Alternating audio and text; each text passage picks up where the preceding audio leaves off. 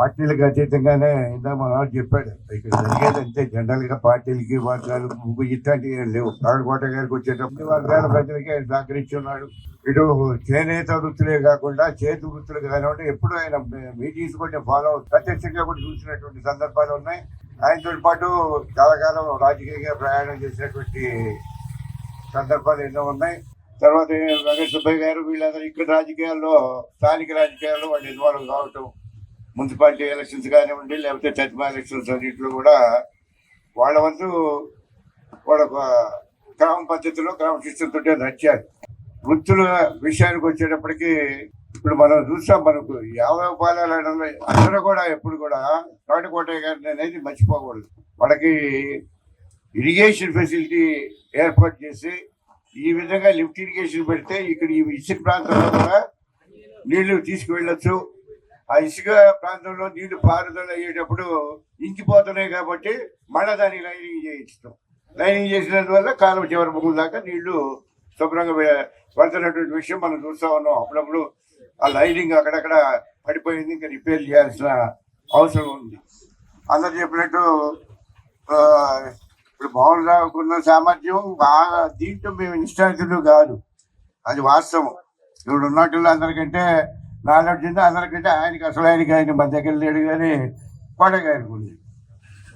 ఆయన ఎప్పుడు కూడా కోటగారు వస్తున్నారంటే కలెక్టర్ కూడా భయపడుతుండేవాడు. ఏ సబ్జెక్ట్ మీద ఎటు ఆయన మిస్లీడ్ చేయడానికి అవకాశం లేదు. అసలు స్థాయిలో ఆలోచన చేసుకుంటే కరెక్ట్గా సరే పరిపాలన అనేది సరిగ్గా సాగుతుంది తప్ప మనం ఉపన్యాసాలతోటే అచ్చగా అయిపోద్దని ఆ భ్రమలు నాకు 15 సంవత్సరాల నాటి వెళ్ళిపోయింది. 2021లో అవే అక్షరాభ్యాసం చేసి మమ్మల్ని మున్సిపాలిటీలో కూర్చోబెడితే 40 మాసాల్లో 4 పైసలు కూడా ఎవరి దగ్గర డబ్బులు తీసుకోకుండా ప్రతి ఒక్కరిని ఇల్లు కట్టుకోమని చెప్పి ఎవరి ఇల్లు పడగొట్టకుండా చూసినటువంటి మహనీయులు బలరామకృష్ణమూర్తి గారు ఈ ప్రజలు. కాబట్టి ఆ మహానుభావుడి యొక్క విగ్రహం దగ్గర వారి సాక్షిగా ఎవరైనా చీరాల పురపాలక సంఘంలో చైర్మన్ కి వైస్ చైర్మన్ కి డబ్బులు ఇచ్చి పని చేయించుకుంటే ఎప్పుడైనా మేము ప్రజావేదిక సిద్ధంగా ఉంటాం. ఎందుకు చెప్తున్నాం అంటే నీతి నిజాయితీగా మారు పేరుగా పనిచేయదలుచుకున్నాం, చేస్తున్నాం. మీరు అవకాశం ఇచ్చారు, మీ ఆశీస్సులతో చేస్తున్నాం. ఇలాగే కూడా సేవలు చేస్తామని, చీరాలని అభివృద్ధి పదంలో తీసుకెళ్తామని, మాకు చేతనైనంత వరకు మంచి పనులన్నీ కూడా సహకరిస్తామని తెలియజేస్తూ అందరికీ ధన్యవాదాలు తెలియజేస్తూ కార్యక్రమం జరుపుకోవడం జరిగింది.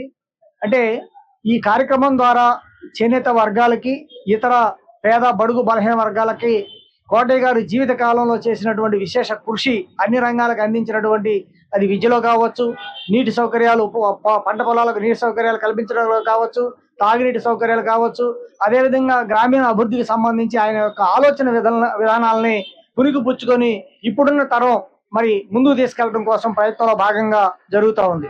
మరీ ముఖ్యంగా ప్రగడ కోటయ్య గారు జీవితకాలం అంతా కూడా చేనేత రకాల ఉత్పత్తుల రిజర్వేషన్ అమలు చేయాలని చెప్పేసి, ఆ విధంగా లేకపోతే ఈ చేనేత జాతి దేశం అంతా కూడా ఇబ్బందులు పాలవుతారు.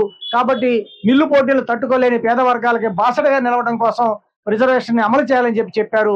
ఇవాళ దానికి భిన్నంగా వ్యవహరిస్తున్నటువంటి ప్రభుత్వ తీరుల్ని నిరసిస్తూ ఒక ఐక్య ప్రజా సంఘటన ద్వారా చేనేత ఉద్యమాన్ని మనం నిర్మించుకోవాలని, అందుకు కోటయ్య గారి యొక్క స్ఫూర్తిని, ఆయన ఆలోచన విధానాన్ని మనం పుణికిపుచ్చుకొని ముందుకెళ్లాలని చెప్పేసి సందేశం ఇచ్చినటువంటి మరి సభలో పాల్గొన్న అందరూ కూడా సందేశాలు ఇవ్వడం జరిగింది. Prajabandhu Pragada Kotaiah youth voluntary social service organization ఆధ్వర్యంలో ఈ రోజున ప్రగడ కోటయ్య గారి 110వ జయంతి కార్యక్రమం జరిపాం. ప్రతి సంవత్సరం కూడా ప్రగడ కోటయ్య గారిది ఆయన మరణించిన తర్వాత జయంతి వర్ధంతి కార్యక్రమాలు మేము జరుపుతున్నాం.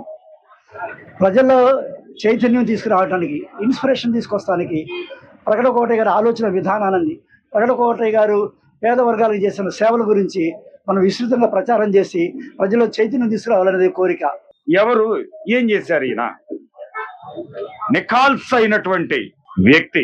ఈ దేశంలో ఇండస్ట్రీ లేదు, పారిశ్రామికంగా అభివృద్ధి లేదు, చదువు లేదు, వైద్యం లేదు. అటువంటి ఈ పరిస్థితుల్లో వ్యవసాయమే వెన్నెముగ్గా భావిస్తూ, రెండవది చేనేత వృత్తి, వ్యవసాయం తర్వాత చేనేత వృత్తి మీద ఆధారపడి ఈ దేశంలో ఇప్పుడైతే పవర్ లూమ్స్ వచ్చినాయేమో, అప్పుడు హ్యాండ్లూమే మొత్తం ఎంతో సమస్యలతో కొట్టుమిట్టాడుతూ ఉంటే కోటయ్య గారు ఆయనకున్నటువంటి తెలివితేటలతో, అవగాహనతోటి వృత్తిని పరిరక్షించడం కోసం దేశవ్యాప్తంగా కూడా అనేక కార్యక్రమాలు చేపట్టారు.